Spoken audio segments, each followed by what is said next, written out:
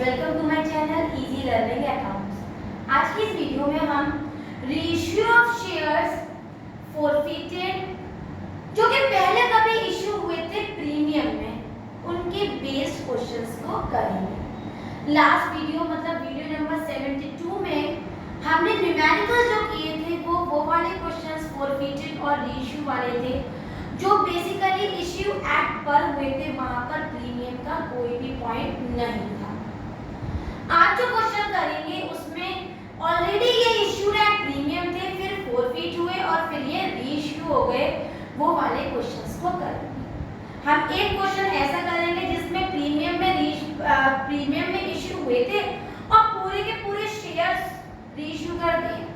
एक क्वेश्चन ऐसा जिसमें पूरे के पूरे शेयर्स नहीं रीइश्यू करे, और एक लॉन्ग क्वेश्चन भी करेंगे जिसमें मैं आपको सारी जर्नल एंट्रीज प्लस उसकी बैलेंस शीट भी बनाकर दिखाऊंगा। क्लियर? तो सबसे पहले पहला क्वेश्चन शुरू करते हैं TSK1 2019 question number 61 page number 8.122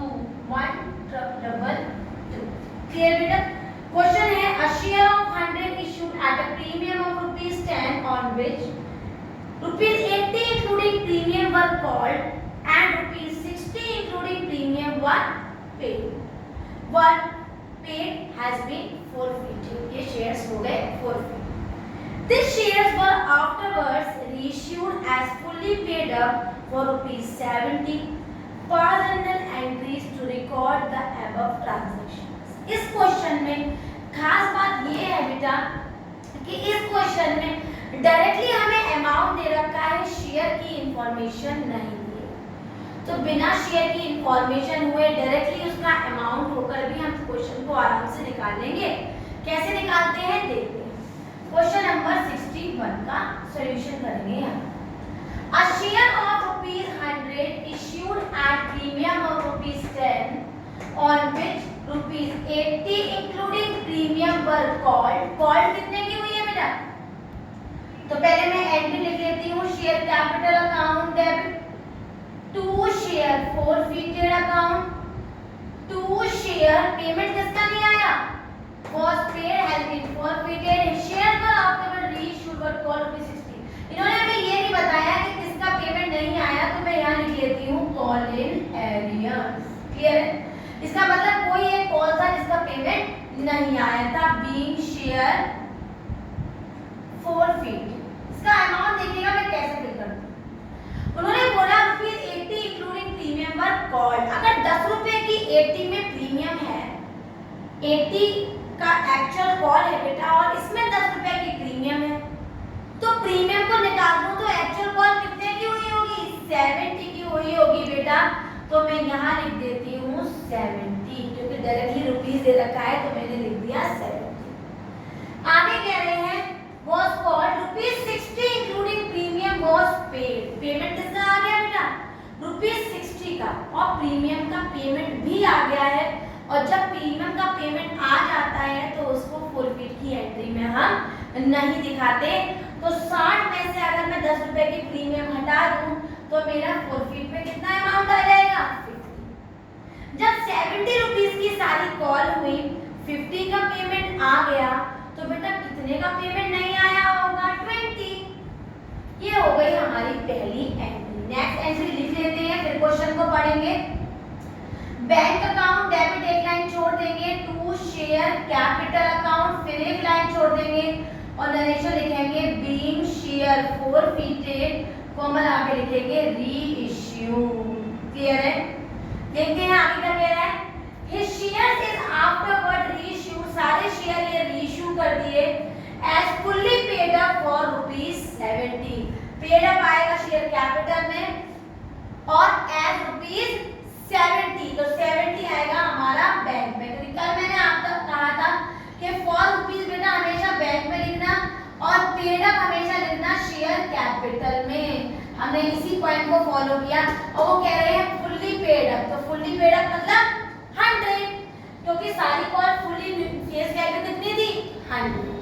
तो बेटा डिनोमिनेटर में 70 और डेबिट साइड 70 और क्रेडिट साइड 100, तो बैलेंसिंग होगी डिस्काउंट से। Forfeited share account debit 30, clear है बेटा।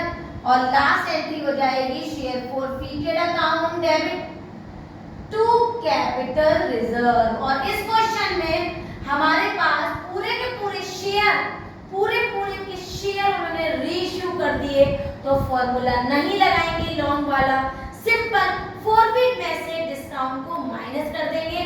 फॉरफिट है हमारी 50, डिस्काउंट है हमारा 30, और 50 में से 30 को माइनस करेंगे और वैल्यू आ जाएगी 20 और नरेशन हो जाएगा being gain transferred to capital reserve. Clear है बेटा, इजी क्वेश्चन था। हमने पहले क्या किया, हमने शेयर फॉरफिट कर दिए, रीइश्यू कर दिया और कैपिटल रिजर्व में ट्रांसफर कर दिया। अब अगला क्वेश्चन देखते हैं। नेक्स्ट क्वेश्चन है हमारा question number 64 TS Grewal 2019। Same page पर जब हम देखेंगे तो हमारा क्वेश्चन है director of the company forfeited 300 shares of ₹10 issued at a premium of ₹3 per share for the non payment of the first call of ₹2, मतलब ₹2 की पेमेंट नहीं आई। The final call of 2 was not made, ₹2 की call बेटा हुई ही नहीं है। ₹10 की सारी कॉलें हैं, ₹2 की कॉल हुई नहीं, तो कुल कॉलें कितने की हुई 7। Clear. Half of the shares were reissued at 1500 and fully paid up, मतलब इस क्वेश्चन में हमारे पूरे के पूरे शेयर फॉरफिट जो हुए थे उसमें से आधे ही रीइश्यू करे हैं। जब आधे शेयर रीइश्यू होंगे तो मैं फॉर्मूला लगाऊंगी कौन सा वाला, when not the fully forfeited share are reissued. Formula क्या है, कैसे है, वो क्वेश्चन में देखते हैं। तो क्वेश्चन करना शुरू करते हैं। पहले एंट्री करेंगे हम शेयर फॉरफिटेड की, तो शेयर कैपिटल अकाउंट डेबिट। ठीक है, क्वेश्चन पढ़ते हैं। The director of the company forfeited 300 shares of 10 each, 300 shares forfeit हुए हैं। Issued at a premium of ₹3 per share for the non-payment of the first call. First call का payment नहीं आया of ₹2, तो 2 share forfeited account, 2 share first call account, तो यहाँ पर narration हो जाएगा being share forfeited। प्रीमियम बेटा ₹3 का है, ये बताया नहीं है। प्रीमियम जब कुछ ना बताते हैं तो प्रीमियम बाय डिफॉल्ट अलॉटमेंट में ही हो जाता है, तो यहाँ पर पेमेंट केवल ₹2 का नहीं आया। और क्वेश्चन कह रहा है the final call of ₹2 has not been made, तो 10 में से अगर ₹2 की कॉल नहीं हुई है तो कुल कॉलें कितने की हुई हैं, ₹8 की। तो 8 से मल्टीप्लाई करेंगे इसको तो वैल्यू आ जाएगी 2400। 300 को 2 से मल्टीप्लाई करेंगे और यहाँ जाएगा 6 से, तो वैल्यू आ गई 1800 और ये हो गया 600। तो 2400 मतलब ₹2 की मैंने कॉल ही नहीं की, 8 से मल्टीप्लाई कर दिया। ₹2 का फर्स्ट कॉल का पेमेंट नहीं आया, 300 को 2 से कर दिया और आ गया 6 से मल्टीप्लाई फॉरफिट में, और वैल्यू आ गई हमारी कितनी 1800। नेक्स्ट एंट्री हो जाएगी, हम पहले लिख लेते हैं उसको। Bank account debit to share capital account, और एक लाइन छोड़ के नरेशन लिख देते हैं being share forfeited comma reissue. Clear है बेटा।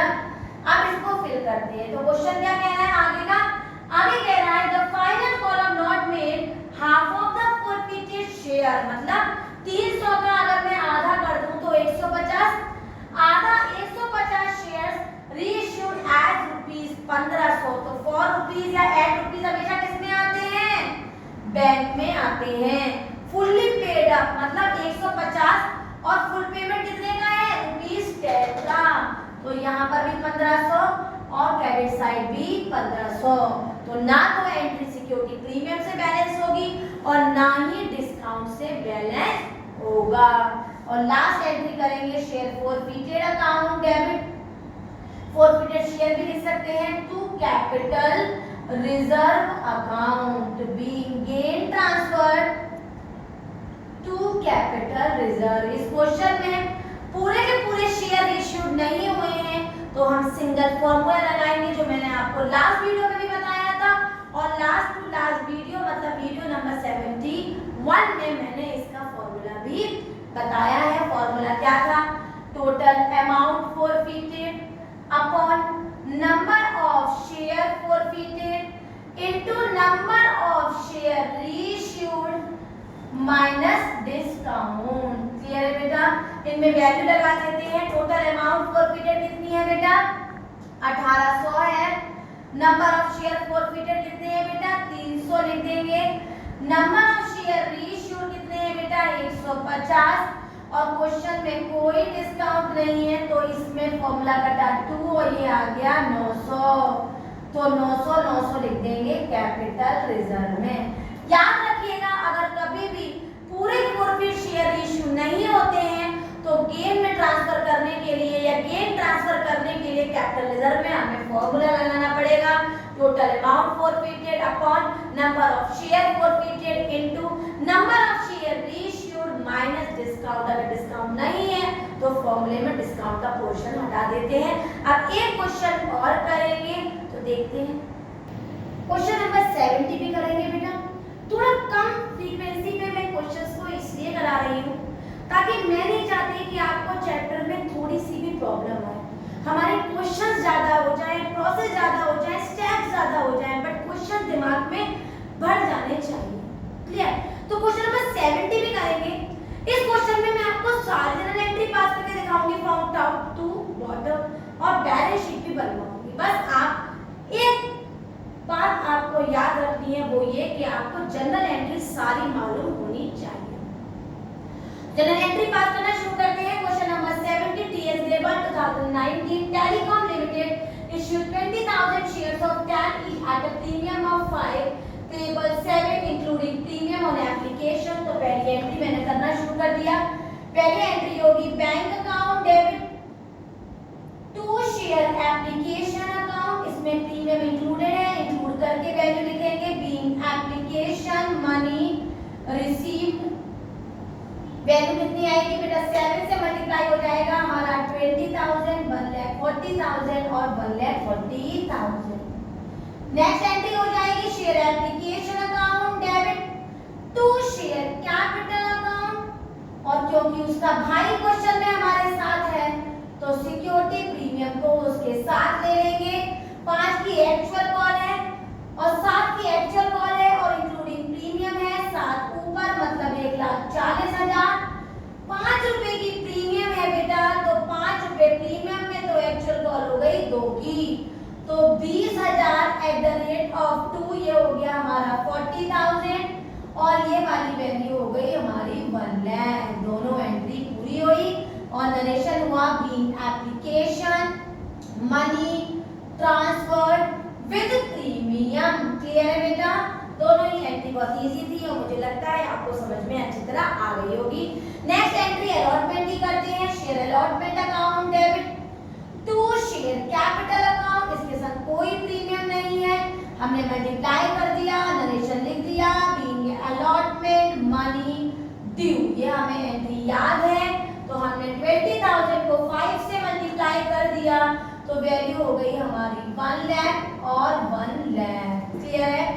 नेक्स्ट एंट्री होगी हमारी bank account debit to share allotment account और यहाँ पर मैं दिखाऊंगी कॉल इन एरियर्स भी। अब पूछिए क्यों दिखा रही हूँ, मैं भी बताती हूँ। Being allotment money received question कह रहा है कि सारा पैसा मिल गया लेकिन 200 शेयर्स का ना तो अलॉटमेंट मिला है और ना ही फर्स्ट कॉल। तो 20,000 में से अगर बेटा मैं 200 शेयर्स हटा दूं तो मेरे पास कितनी वैल्यू आ जाएगी? 19,800। 19,800 में कितने का पेमेंट आ गया बेटा? 5 रुपए का पेमेंट आ गया। तो ऊपर से अलॉटमेंट उठाओ और पूरी लिख दो। यहाँ पर आ गया 1 लाख और 1 लाख में जब बेटा मैं 5 से मल्टीप्लाई करूंगी तो मेरे पास वैल्यू आ जाएगी 0 0 45 में 40 का 0 का क्या है 4 45 40 48 49 का 9 कैरी 5 और 4 1 जब 5 में 5 और ये आ गया 99,000 जो हमें रिसीव हुआ। और क्योंकि 200 का रुपया मुझे रिसीव नहीं हुआ है तो 1,000 आ जाएगा हमारा कॉलेज एरियर में। और लास्ट एंट्री जो जो हमारी कॉल की थी वो क्या होगी, शेयर।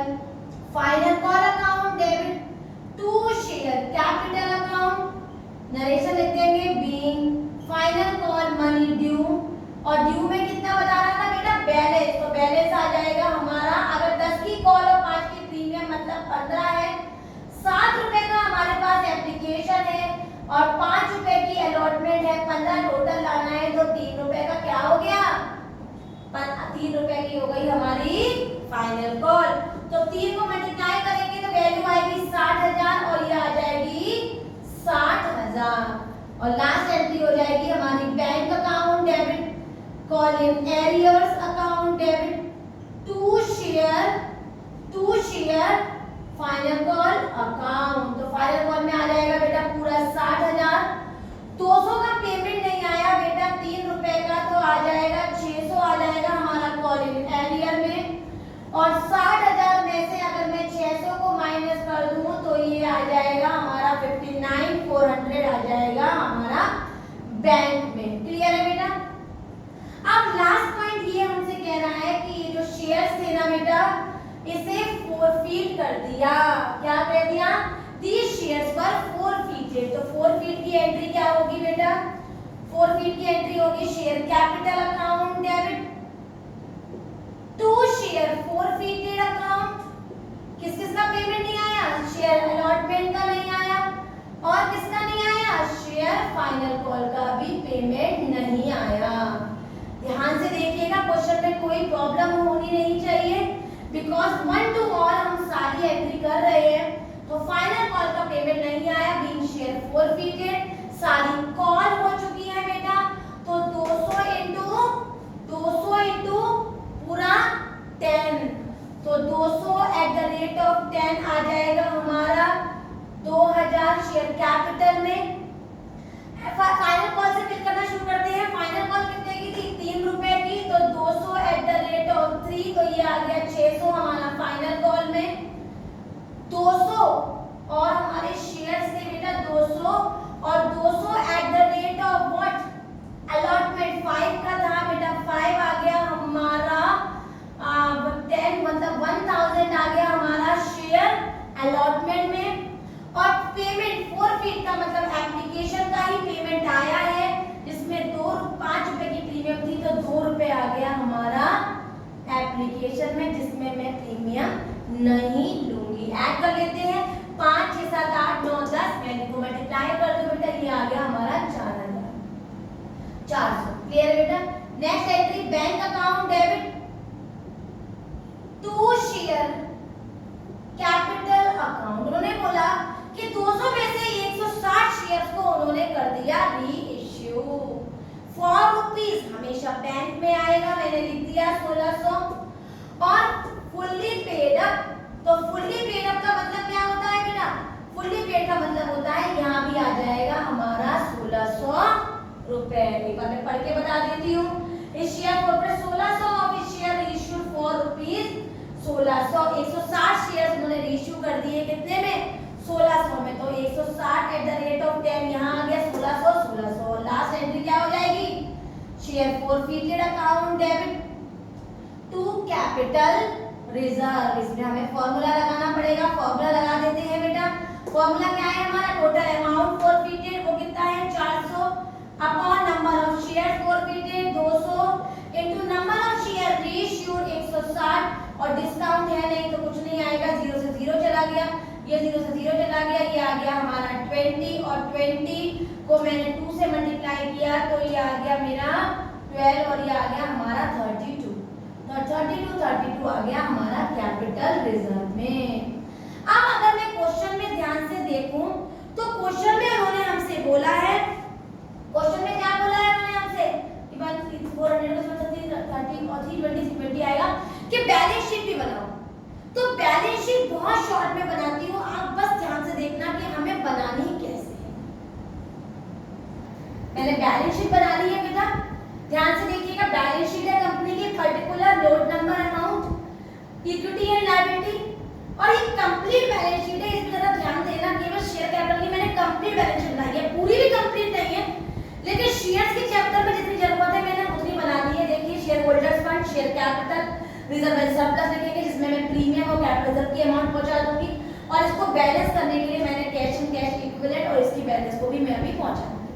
क्वेश्चन में ऑथराइज कैपिटल मैंने नोट नंबर में कैलकुलेट करा, मालूम पड़ा पूरे क्वेश्चन में कहीं ऑथराइज नहीं था, मैंने ब्लैंक छोड़ दिया। क्वेश्चन में कहीं पर भी इश्यूड की बात नहीं कही है और इश्यूड ही सब्सक्राइब्ड है, तो मैंने उसमें भी एकदम से ब्लैंक छोड़ दिया। और अगर आप चाहो तो इश्यूड में भी वैल्यू लिख सकते हो, हालांकि वैल्यू वो सब्सक्राइब भी है। क्लियर? सब्सक्राइब को शुरू करेंगे। अब सब्सक्राइब में कह रहा है कि सारा पैसा मिल गया था लेकिन 200 शेयर का पेमेंट नहीं मिला। लेकिन एक पॉइंट मेरा आज इस बैलेंस शीट के जरिए आपको याद रखना है, जो शेयर नहीं मिल पाया, फॉरफिट हो गया, लेकिन वो रीइश्यू भी हो गया, तो उसको हम काउंट नहीं करते हैं। जैसे अगर मैं ये देखूं कि 20,000 शेयर्स थे, उसमें से 200 शेयर्स का पेमेंट नहीं आया तो 19,800, लेकिन 19,800 में 160 शेयर रीइश्यू हो गए, तो हम 160 को जो रीइश्यू कर दिया है उसे बिल्कुल भुला देंगे। अब हमारे पास केवल 40 शेयर्स ऐसे रह जाएंगे जिसका हमें नुकसान हुआ। तो 40 शेयर्स रह गए जिसका हमें नुकसान हुआ, तो हमारे पास कुल कितने शेयर रह गए बेटा? 19,960। अगर मैं इसको ऐड करूं तो हमारी वैल्यू हो जाएगी 20,000। तो 19,960 का केवल वैल्यू लिखेंगे, मतलब जो शेयर रीइश्यू हो जाते हैं उसे भूल जाते हैं, उसे अटेंड ही नहीं करते। जो इश्यू नहीं हो पाते हैं उन्हीं को लेते हैं। तो यहाँ लिखेंगे 19,960 एट द रेट ऑफ, कितना लिखेंगे? 10। तो ये वैल्यू आ जाएगी 19,96000। और बेटा इसमें ऐड करेंगे क्या? Forfeited shares. फॉरफिटेड शेयर्स को क्या करेंगे? यहाँ पर ऐड कर देंगे। तो फॉरफिटेड शेयर्स कितने थे बेटा? हमारे 40 थे।